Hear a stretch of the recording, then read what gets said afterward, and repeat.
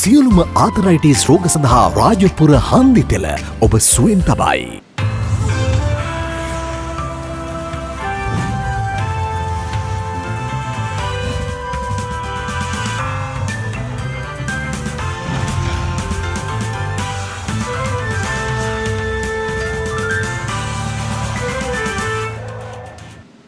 ආයුබෝවන් යථාර්ථවාදීව ලෝකයේ දෙස බලන්නට සත්‍ය සිදුවීම් සම්පින්ඩණය කපු අධිගහැරුම ශ්‍රද්ධා රූපවාහිනී 6:30 ප්‍රධාන ප්‍රවෘත්ති විකාශය සමගින් මම කසුන් සේනානායක ප්‍රථමයෙන් අවධානය දවසේ ප්‍රධාන ප්‍රවෘත්ති සිරස්තල වෙත.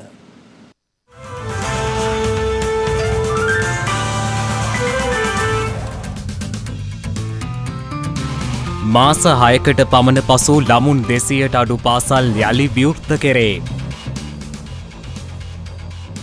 ලංකාවෙන් පළමු වරට සයනියුන් දරෝපතක්. අවුරුදු 16ත් 17ත් අතර වයස් කාණ්ඩයේ සියලු පාසල් සිසුන් සඳහා කොවිඩ් එන්නත් ලබා දීම හෙට සිට. ප්‍රබල අකුණු පිළිබඳව කාලගුණ විද්‍යා දෙපාර්තමේන්තුවෙන් අනතුරු ඇඟවීමක්. කොවිඩ් වසංගතය තවත් වසරක් පැවතිය හැකි බව ලෝක සෞඛ්‍ය සංවිධානය පවසයි.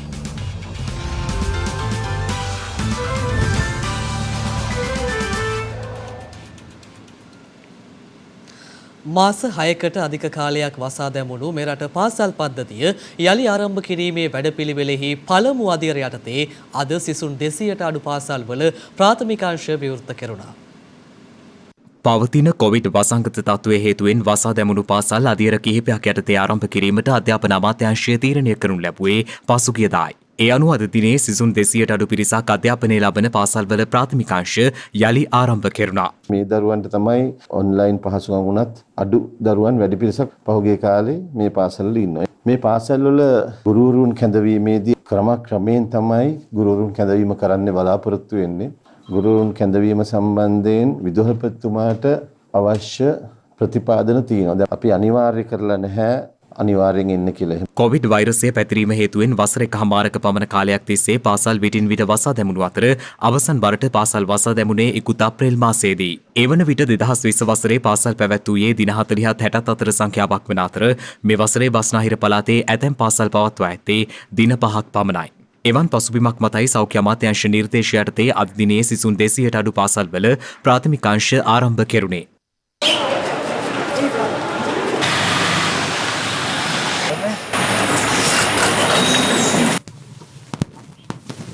මං හිතන්නේ ඉතින් ආරම්භ කරන එක හොඳයි මේ දරුවෝ වෙනුවෙන් කරන දෙයක් නේද? දරුවන්ගේ ජීවිතෙත් එක්ක ඉතින් මං හිතන්නේ දරුවෝ වෙනුවෙන් අපිට දෙයක් කරන්න පුළුවන් නම් හොඳයි ඉතින්. ඒක නිසා ඒ අයට මං හිතන්නේ අධ්‍යාපනය දෙන එක අපි කාගෙත් යුතුකම. ඇත්තටම මේ ළමයි ලොකු මානසික පීඩනයකින් තමයි ගේ යතුරුට වෙලා හිටියේ. ඕගෙන් මිල්ලනවා ඉස්කෝලේට එන්න කියලා. ළමයි නම් ආසාවෙන් ඉස්කෝලේට එයි කියලා හිතනවා. ඉතින් ඒ ගැන සතුටු ඉස්කෝලේ පටන් ගැනීම සම්බන්ධව. ගෙදර ඉන්නකොට සෙල්ලම් කරන්නත් විදියක් නැති නිසා ඉස්කෝලේ ගොඩාක් සෙල්ලම් කරන්න පුළුවන් නිසා ඒ ගැන ගොඩාක් සතුටුයි. උග කාලෙකින් ඉස්කෝලේ පටන් ගන්න. කරාද ගෙදර ඉඳලා? ඔව්. ඉස්කෝලේ ගිහලා අද යාළුවෝ හම්බෙනවද? දැන් අවුරුදු එකමාරක් විතර ගෙවල් වල හිටියේ. ඔන්ලයින් කරනවා මර ටීචර් ළඟ ඉඳන් උගන්වනවා වගේ නෙමෙයි. එයාලගේ යාළුවොත් කවුරුත් නැතුව. ඉතින් මම හිතන්නේ මෙහෙම ආරම්භ කරපු එක හොඳයි කියලා. එලා දෙමව්පිය විදියට අපි දන්නවා ගෙවල් වල ඉඳලා මේ දරුවෝ කොච්චර මානසිකව වැළලාද කියලා. අද මුලින් හිටියේ තැන නෙමෙයි අද දරුවෝ ඉන්නේ. දෙමව්පිය විදියට අපිට හරි දුකයි මේ දරුවන් දිහා බලනකොට. ඒ නිසා අපි කියන්නේ ඇවිල්ලා දරුවන්ට උගන්වන්න අපිට මම නම් වගේ බලාපොරොත්තු වුණේ මොන ටීචර් ගුරුවරයා ආවත් නාවත් මම මගේ දරුවව ඉස්කෝලේට ගේන්න. පවතින කොවිඩ් වසංගත තත්ත්වය මත සිසුන් 200ට වැඩි පාසල්වල ප්‍රාථමික අංශ සිසුන් 100ට අඩු පාසල්වල සියලු පන්ති සහ සියලු ශ්‍රේණි ආරම්භ කිරීම වශයෙන් ඉදිරියේදී අධීර වශයෙන් පාසල් යලි ආරම්භ කරනු ඇති. මේ අතර අද දිනේ ආරම්භ වූ පාසල්වල වැඩ කටයුතු සිදුවන ආකාරය සම්බන්ධයෙන් නිරීක්ෂණය කිරීම සඳහා අධ්‍යාපන අමාත්‍ය දිනේෂ් ගුණවර්ධන මහතා පන්නිපිටිය ධර්මපාල විද්‍යාලයේ නිරීක්ෂණ චාරිකාවකට එක් වුණා.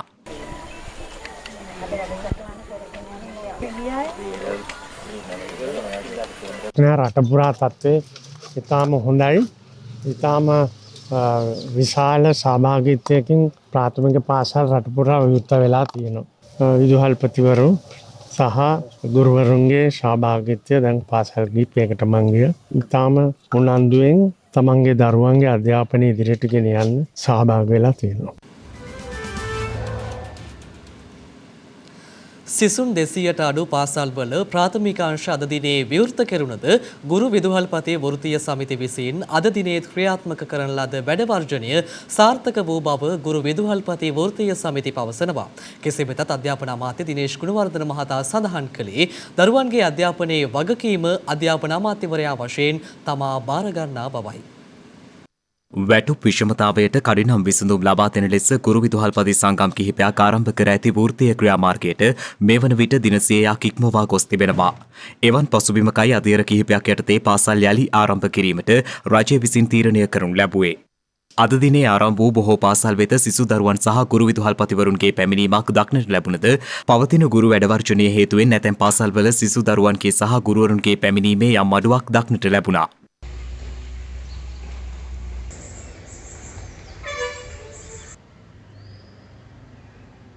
කෙසේ වෙතත් අද දිනේ පාසල් ආරම්භ කෙරුණද අද සහ හෙට දිනේ සේවය සඳහා වාර්තා නොකොට වර්ජනය අකණ්ඩව ක්‍රියාත්මක වන බවත් එළඹෙන 25 වනදා ගුරු විදුහල්පතිවරුන් යලි සේවයට වාර්තා කිරීමක් සිදුවද අමතර රාජකාරී වලින් වැළකී සිටින බවයි ගුරු සංගම් විසින් අවධාරණය කරනු ලැබුවේ.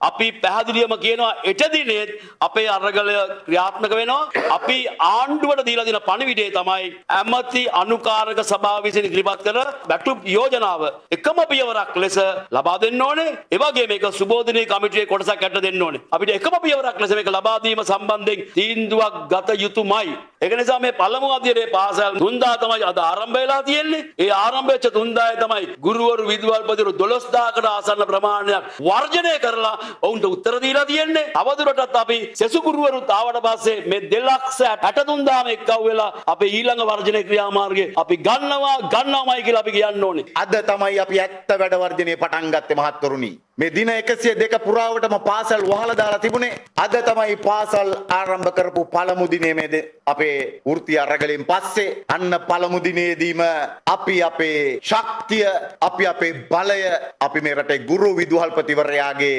ජවය පෙන්නලා තිබෙනවා. අද වෙනකොට රට පුරාම හැම දිස්ත්‍රික් එකම සිට 98ක් 99කට වැඩිය අද පාසල් වසා දාලා තිබෙනවා. ගුරු විදුහල්පතිවරු සේවයට අවිල්ලා නැහැ.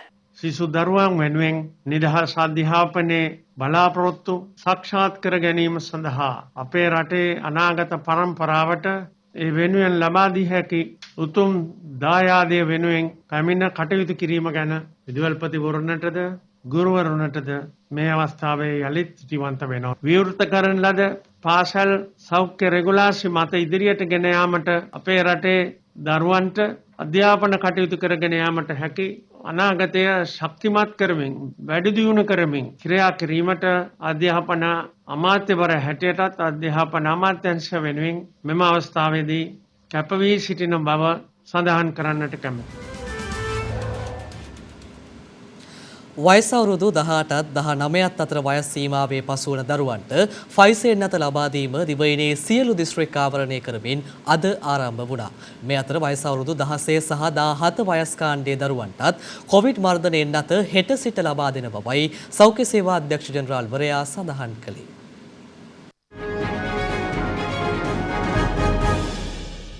වයස අවුරුදු 18ත් 19ත් අතර පාසල් සිසුන් එන්නත් කරන කටයුතු පසුගිය සිකුරාදා කොළඹ දිස්ත්‍රික්කයේ කේන්ද්‍ර කර ගනිමින් ආරම්භ වුණා. ඒ අනුව එහි දිගුවක් ලෙසින් දිවයිනේ සියලු දිස්ත්‍රික්ක ආවරණය වන පරිදි පාසල් සිසුන් එන්නත් කිරීම අද පෙරවරුවේ ආරම්භ වුණා.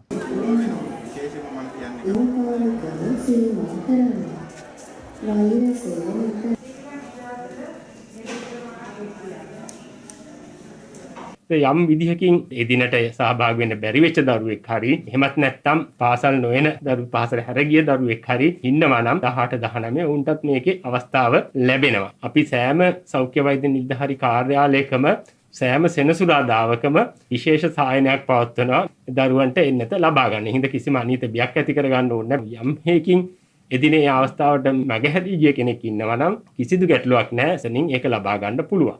මේ අතර සෞඛ්‍ය සේවා අධ්‍යක්ෂ ජෙනරාල් විශේෂඥ වෛද්‍ය අසීල ගුණවර්ධන මහතා සඳහන් කළේ වයස අවුරුදු 16-17 වයස් කාණ්ඩයේ දරුවන්ටත් කොවිඩ් මර්ධනය එන්නත හෙට සිට ලබා දෙන බවයි. අද දින ආරම්භ කර අවුරුදු 18-19 වයස් කාණ්ඩවල එන්නත් කරන්නේ හෙට දින සිට අවුරුදු 16, 17, 18, 19 යන වයස් කාණ්ඩ හතරෙම ආරම්භ කරන ලෙස අපි උපදෙස් ලබා දීලා තිනවා. මේ සඳහා අවශ්‍ය එන්නත් ඔග මේ වන විටත් සෑම දිස්ත්‍රික්කයකටම ලබා දීලා අවසන්. අපි ලබා දෙන්නේ Pfizer එන්නත. මේන් අපි ලබා දෙන්නේ එක මාත්‍රාවක් පමණයි. කාල සීමාව අදාළ සෞඛ්‍ය වෛද්‍ය නිලධාරීත් ඒ වගේම විදුහල්පතිතුමාත් සාකච්ඡා කරලා ගෙන්න ගන්න පුළුවන් ළමයින් සංඛ්‍යාව තීරණය කරලා ඒ අනුව ඔවුන්ට තීරණය කරන්න පුළුවන්.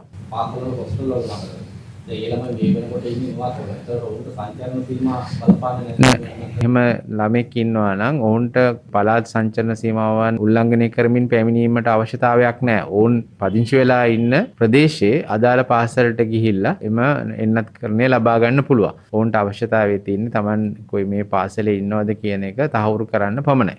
මේ අතර ශ්‍රී ලංකාවේ කොවිඩ් ව්‍යසනය පාලනය කර ගැනීම සඳහා ශක්තිමත් ප්‍රාථමික සෞඛ්‍ය සේවා පද්ධතිය පසුබිම් වූ බව සෞඛ්‍ය අමාත්‍ය ආචාර්ය කෙහෙලි රඹුක්වැල්ල මහතා පවසනවා. ඒ ලෝක සෞඛ්‍ය සංවිධානයේ කොවිඩ් වසංගතයෙන් ඔබට ලෝකයේ රටවල සෞඛ්‍ය පද්ධතිය නොරොත්තු දීමේ හැකියාව ගොඩනැංවීම පිළිබඳව ස්ථාවර ප්‍රකාශය හඳුන්වා දීමේ අවස්ථාවට සූම් තාක්ෂණය ඔස්සේ එක්වෙමින් එමෙන් මේ මහතා හිදී වැඩිදුරටත් සඳහන් කළේ මැදි ආදායම්ලාභී රටක් වුවද සෞඛ්‍ය දර්ශක මගින් ඉහළ කාර්ය සාධකයක් අප රට පෙන්වුම් කර ඇති අතර ඒ ලොව දියුණු රටවල් හා සංසන්දනය කළ හැකි බවයි.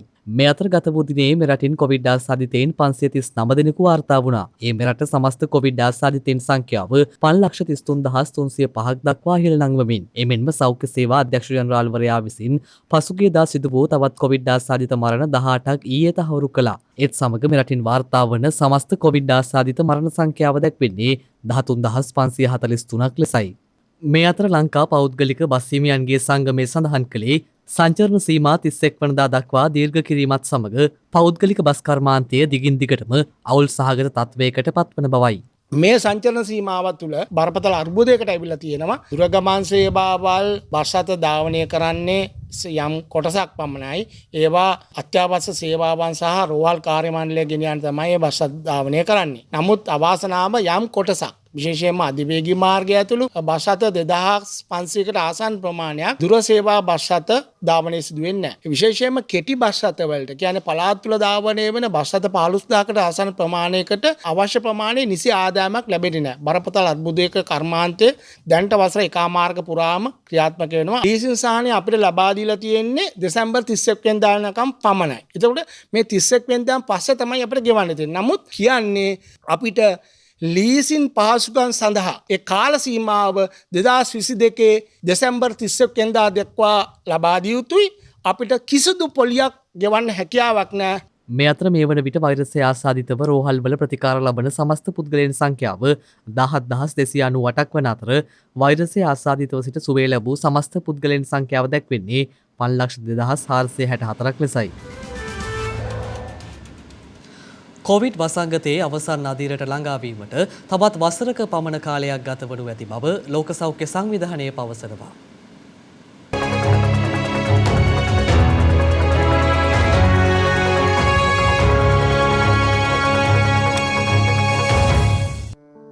කොවිඩ් වසංගත තත්ත්වය තවත් වසරක් පුරාවට පැවතිය හැකි බවට ලෝක සෞඛ්‍ය සංවිධානය අනුතුරු අඟවනවා. ඔවුන් පෙන්වා දෙන්නේ දිනිඳු රටවලට අවශ්‍ය එන්නත් නොලැබීම ඊට හේතුව බවයි. මේ හේතුවෙන් 2022 වසරේදීද කොවිඩ් වසංගත ව්‍යාප්තිය තවදුරටත් පැවතිය හැකි බවද ලෝක සෞඛ්‍ය සංවිධානය අවධාරණය කරනවා. එමෙන්ම අප්‍රිකානු මහද්වීපයේ 5%කටත් අඩු ජනගහනයක් එන්නත් කරණයට ලක් වී ඇති බවයි ලෝක සෞඛ්‍ය සංවිධානය පෙන්වා දෙන්නේ.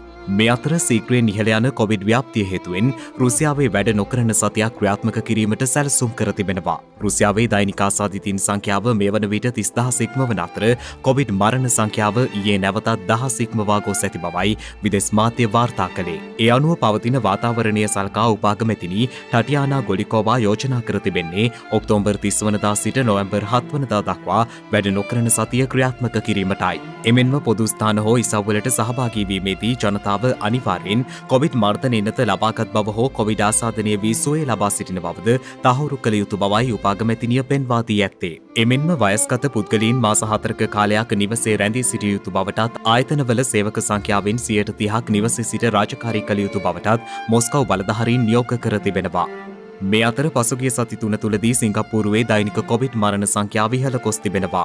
එම කාල සීමාවේදී එරට කොවිඩ් මරණ 160ට වැඩි සංඛ්‍යාවක් වාර්තා වී ඇති බවයි විදෙස් මාධ්‍ය වාර්තා කළේ. එරට සෞඛ්‍යංශ පෙන්වා දෙන්නේ රෝහල්වල නේවාසිකව ප්‍රතිකාර ලබන කොවිඩ් ආසාදිතයින් සංඛ්‍යාව මෙන් වැඩි ප්‍රමාණයක් දැඩි සත්කාර ඒකකයන්හි ප්‍රතිකාර ලැබීම මරණ ඉහළ යාමට හේතුවක් වී ඇති බවයි.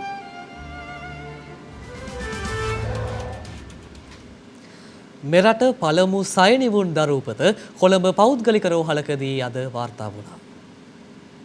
මෙම සයනිවුන් දරූපත අදාළුවම 12/16 අතර කාලයේදී සිදු වුණා. ප්‍රසව හා නාරිවේද විශේෂඥ වෛද්‍ය මහාචාර්ය ටිරාන් ඩයස් මහතාගේ මූලිකත්වයෙන් සිදු කෙරුණු සිසේරියන් සැත්කමක් මගිනුයි දරූපත සිදු වුණේ. දරුවන් 6 දෙනා අතරට ගැහැණු දරුවන් 30 දෙනෙකු සහ පිරිමි දරුවන් 30 දෙනෙකු අයත්. අනි බබෙක් ඉන්නවා වගේ නෙමෙයි බබාලා ගොඩක් ඉන්නකොට අපිට ඒ හරි බබාව හැම අවස්ථාවෙම මේ විදිහට අඳුර ගන්න පුළුවන් වෙනවා. අපි දන්නවා එක බබෙක් ඉන්නවා නම් කොහොමද කරන්න ඕන ආකාරය ගැන අපේ ගයිඩ්ලයින් වල ඉන්නෙක් ආවත් අපිට මේ ප්‍රශ්නයක් නැහැ. මොකද ඒකත් පොත්වල තියෙනවා ගයිඩ්ලයින් වල තියෙනවා. හැබැයි 3 දෙනාට වඩා වැඩි වෙනකොට මොකද ලෝකේ ප්‍රතිශතයක් වශයෙන් ඉතාමත් අඩු හින්දා බබාලා 6 දෙනෙක් එක්ක අම්මලා ප්‍රෙග්නන්ට් වෙන එක කොහොමත්ම ඒ කොහොමද මේ ප්‍රෙග්නන්සි එක රැක බලා ගන්න කියලා නැහැ කොහෙවත්. ඒතර ඒක තනිකර අත්දැකීමෙන් සහ අලපුරුද්දෙන් තමයි ඒක කරන්න වෙන්නේ. ඒතර ඒ වෙලාවේ අපි බැලුවේ අම්මගේ සෞඛ්‍ය තාමත් හොඳට යන අවස්ථාව දක්වවත් බාලා 6 දෙනාගේම සෞඛ්‍ය අපිට පුළුවන් තරම් යන්න පුළුවන් විදිහට යන තත්ත්වය දක්වත් අරන් යන්න. මොකද අපි කලින් ගත්තොත් ඕන්ට වෙලා කලබල වෙලා බබාලා ගොඩක් අඩු මාසෙන් හම්බ වෙනවා. දවස් කිහිපයකට කලින් ඇත්තටම අපි පෙරහිරුවක් කරා නව ජන්ම ලදරුවන්ගේ අනුරූප අරගෙන. ඒකෙන් පස්සේ අපිට යම්කිසි ආකාරයක දේවල් අපි නැවත අපිට වැදගත් වුණා. අපි කොහොමගේ දේවල්ද අපි මේ මිස් කරන්න යන්නේ කියලා. නමුත් හැම දෙයක්ම 100%ක් සාර්ථකව අද උදේ පාන්දර 12:16ට මෙම ලදරුවන් 6 දෙනා සාර්ථක ලෙස උප්පත්ති සිද්ධ කරා. මේ කණ්ඩායමේ හිටියා සමාජිකයන් 40ක් පමණ. එක බබෙකුට එක වෛද්‍යවරයෙක් සහ නර්සස්ලා 3 දෙනා බැගින් අපි වෙන් කරලා තිබ්බා. මෙම ලදරුවන් දැනට ලදරු දැඩි සත්කාරයකගේ ප්‍රතිකාර ලබනවා. 6 දෙනාම ඒගොල්ලෝ සාමාන්‍ය තත්ත්වයේ පසු වෙනවා. එක බබෙක් පමණක් ශ්වසන ආධාරයක ඉන්නවා. අනිත් බබාලා ඒගොල්ලෝ තනියම හුස්ම ගන්නවා. ඒගොල්ලන්ට අපි ප්‍රෙෂර් එකකින් පොඩි සපෝට් එකක් දෙන එක විතරයි කරන්නේ. දැනට තත්ත්වය අනුව බබාලා ඔක්කොම සාමාන්‍ය මට්ටමින් ඉන්නවා. අත්‍තරම ඉතින් ගොඩක් සතුටු හිතුණා. මොකද දරුවෝ බලාපොරොත්තුෙන් හිටියා කෙනෙක් තමයි බලාපොරොත්තුෙන් හිටියේ. ඉතින් එක්කෙනෙක්ට 6 දෙනෙක් ලැබුණාම කොහොමද සතුටු වෙන්නේ? කාබනික පොහොර භාවිතයෙන් ගොවීන් වගා කටයුතු සිදු කිරීමේදී ඒ හා සම්බන්ධ සියලු වගකීම් රජය බාර ගන්නා බව කෘෂිකර්ම අමාත්‍ය මහින්දානන්ද අලුත්ගමගේ මහතා පවසනවා. අමාත්‍යවරයා අද පාර්ලිමේන්තුවේදී ප්‍රකාශ කරේ ශ්‍රී ලංකාවේ පස පිළිබඳවද මේ ඔස්සේ වැටහීමක් ලබාගත හැකි බවයි.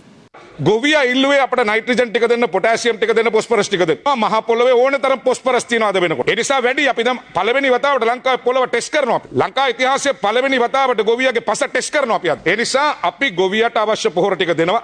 අපි රජයක් හැටියට අපි මේ ගන්න පොහොර පිළිබඳ වගකීම ගත්තා. වෙලාවට පොහොර ටික දෙනවා. ඒ ගෙනාවු පොහොර පිළිබඳ වගකීම ගන්නවා. ඒ නිෂ්පාදනයම අඩුවක් වුණොත් ඒ පිළිබඳ ගොවියට සාධාරණයක් කරනවා කියන එක අපි කරා. මේ පිළිබඳ විපක්ෂ නායකතුමා, කෘෂි රක්ෂණ මණ්ඩලය, ගොවි ජන සේවා දෙපාර්තමේන්තුවත් කමිටුවක් හදලා ඒ පිළිබඳ අපි අධීක්ෂණය කරනවා. අපි ඔබතුමාට කියන්නේ නිෂ්පාදනයේ අඩුවක් රටේ ආහාර හිඟයක් ඇති වෙන්නේ නැහැ.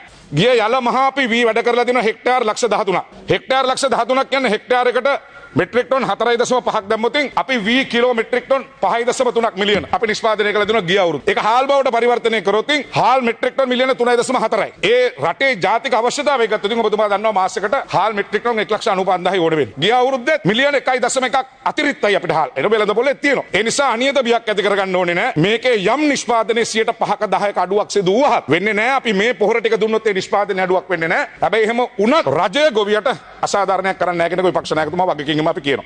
ඒ නිසා අපි කියනවා මේක ඊටාම චේතනාවෙන් මේක අපි කරේ. අපිට ඕනේ මේ රටේ මිනිස්සුන්ට වහනුදී වස විසෙතර ආහාර බීලක් දෙන්න. අපි කැමති ගොවියගේ වකුගඩුව නැති වෙන එක බේරගන්න. ඒ නිසා පොඩි අඩුපාඩුකම් තියෙනවා වෙන්න පුළුවන්. පොඩි වෙන්න පුළුවන්. අපිව නැහැ කියන්නේ නැහැ. ඒ නිසා මේක මේ පිළිබඳ අනියත බියක් ඔබතුමාලා ඇති කරන්න ඕනේ නැහැ. අපි දන්නවා අපේ රටේ ඉඩම් ඔප්පු ලබා දීමේදී ස්වර්ණ භූමි සහ ජය භූමි ඔප්පු විශාල ප්‍රමාණයක් ලබා දීලා තියෙනවා. දැන් මේ වගේ පසු උරුමය යද්දී ඒ පවුලේ වැඩිමහල් දරුවට තමයි ගරු කතානායකතුමනි අයිතිය යන්නේ. මේ තුල විශාල වශයෙන් ප්‍රශ්න ගණනාවකට ඒ පවුල්වල අය මුණ දෙන්න සිද්ධ වෙලා තියෙනවා. ඒ නිසා මේක මේ ආඥා පනතකින් ඇවිල්ලා තියෙන නිසා මේ වෙනස් කිරීමට සුසු කාලය කියලා මම යෝජනා කරන අතරම මං ගරු ඇමතුමෙන් අහන්න කැමතියි ඒ වෙනුවෙන් කටයුතු කරන්න අමාත්‍යාංශය ඇටියට ක්‍රියාමාර්ගයක් ගන්නවාද කියලා. විශේෂයෙන්ම අපි කැබිනට් මණ්ඩලයට ඉදිරිපත් කරා මම ඉඩම් ආඥාපට සංශෝධනය කරන්න. ඒක සංශෝධනය කළ යුතුම දෙයක්. මොකද වැඩියෙන්ම උසාවි වල තියෙන ඉඩම් නෑ. නිසා දෙමාපියෝ දරුවෝ වෙනස්කම් කරා ගන්නවා. ඉතින් ඒ தත්ත්වයේ තේරුම් ගන්න අපි දැනට කැබිනට් අනුමැතිය ලැබලා නීතිපතිතුමාලාට ඇරලා අපිට ලබන මාස වෙනකොට පාර්ලිමේන්තුවේ මේ සංශෝධන ඉදිරිපත් කරන්න පුළුවන්. ඊට පස්සේ මේ ගැටලු ගොඩක් අඩු වෙනවා. උසාවි යන තත්ත්වෙත් අඩු වෙනවා. ඒ කටයුත්ත අපි ගරුවන්තුතුමා කරන්න ලෑස්ති වෙලායි තියෙන කියන එක මම ප්‍රකාශ කරන්න කැමතියි. දැන් තවත් දේශීය පුවත් කිහිපයක් කෙටියෙන්.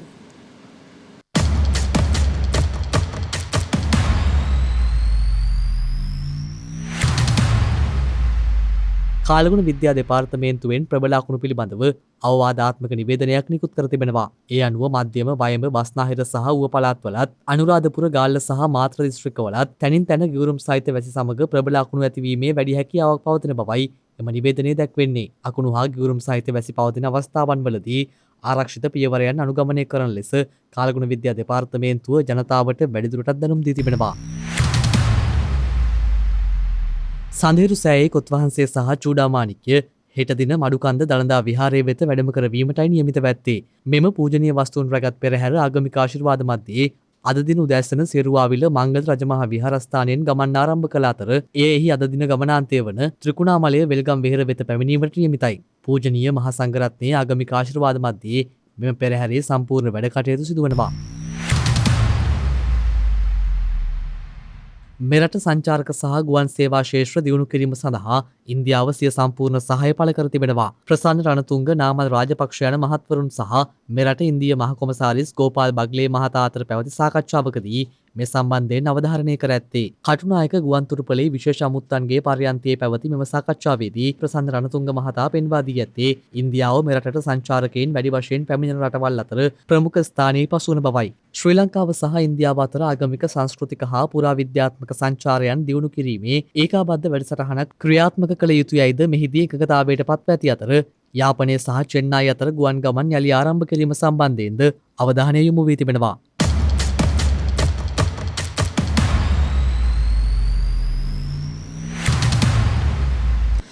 ජීවිත වේදිකාව මත හංගාගත් කඳුළු මැද නර්තන වේදිකාවකට ගොඩ වූ ඔහු ගැනයි මේ.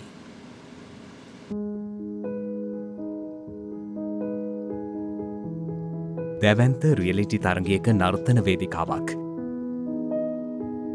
ජීවිතය කඩා හිරුණු තැන හිත ශක්තිමත්ව වේදිකාවට නැගි ඔහු ඇවන් නාග්පුර්. වයස අවුරුදු 20ක තරුණයෙක්. ඔහුගේ සංවේදී කතාව ජීවිත වේදිකාවේ සන්තාපයන් සංස්පර්ශනය කළා. ඒ ඔහු මවන නර්තන වින්‍යාසයත් එක්කමයි.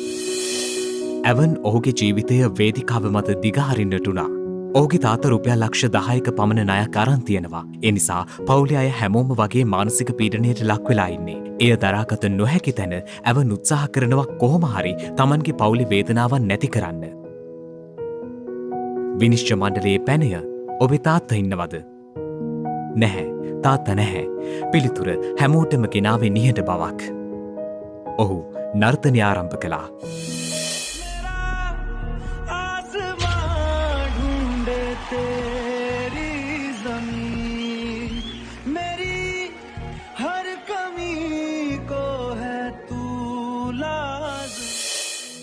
ඒ නර්තනය තරමක් සංවේදී වගේ. ඔහුගේ අත්පා චලනයන් වල පවා වේදනාවක් ඇති සැටි. නර්තනය අවසානයේ ඔහු කියනවා ඔහු මේ තරගයට ආවේ තාත්තා ලබාගත් ණය මුදල ගෙවා දමන්න කියලා. ඔහු තරගය ජයග්‍රහණය කරලා මේ මුදල් ත්‍යාගය ලබා ගන්න උත්සාහ කරනවා විය යුතුයි. පසුගිය කොවිඩ් සමයේදී තමයි ඇවන්ගේ තාත්තා ජීවිතයෙන් සමුගන්නේ. ඔහුගේ කතාවට සංවේදී කඳුලක් නොආවොත් ඒක පුදුමයක්. වැඩසටහන් නිවේදකයා ගෙවිය යුතු මුදල විමසනවා. ඒත් සමග ඔහු කියනවා අපි මේ මුදල ඔහුට ලබා දෙන බව. ඇවන්ගේ හිත ශක්තිමත්. පොඩි වයසකදී පවුලේ බර කරට ගන්න ඕන කියන සිතුවිල්ල තාත්තගේ අහිමිවීමත් එක්ක ඇවන්ට එනවා. ජීවිතේ සමහර තීරණ තියෙනවා අපිට සමහර වෙලාවට ගන්න වෙන. මුදල් සොයන්න කියලා ඔහු වැරදි දෙයක් කළේ නැහැ. ඔහුගේ හැකියාව එක්ක ඔහු වේදිකාවට ගොඩ වුණා. සංවේදීකම එක්ක ඔහු ජීවිත කතාවම කිව්වා. ජීවිතය කියන්නේ වින්‍යාසයට පාද තැබීමක් වගේම ඒ පාද තැබීමට මනාව අත්පා සෙලවීමක්. හැම වෙලාවකම වේදිකාවක් මත කඳුළු හංගගෙන හිනාවෙන මිනිස්සු මේ ලෝකේ ඕන තරම්. අපි කිව්වේ ජීවිත වේදිකාවේ.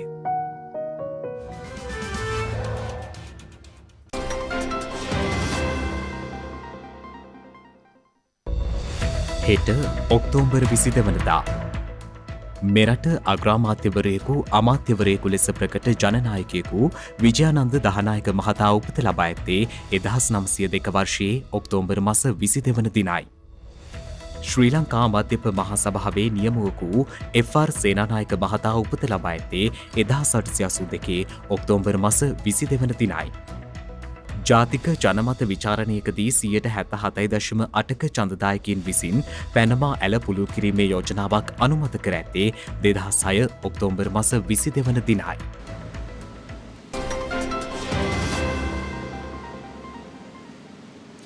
එත් සමගින් ශ්‍රද්ධා ප්‍රධාන ප්‍රවෘත්ති විකාශය නිමාවට පත් වෙනවා. හමුවෙමු හෙටත් සවස 6:30ට. තෙරුවන් සරණයි.